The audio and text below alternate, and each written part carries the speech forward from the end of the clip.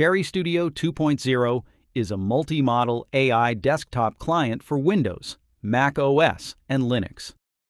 As of this recording, the current official 2.0 release is version 2.0.7. To install it on Windows, open Cherry Studio's official download page and choose Windows. For most Intel or AMD PCs, select the standard Windows build rather than the ARM version.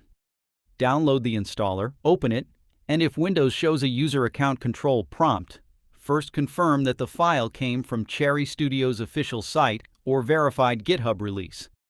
Continue through the installer, then launch Cherry Studio from the Start menu.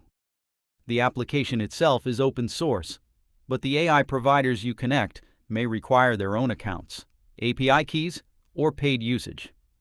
Once Cherry Studio opens to the new 2.0 workspace, the installation is complete. Provider setup can be handled separately after the app is installed.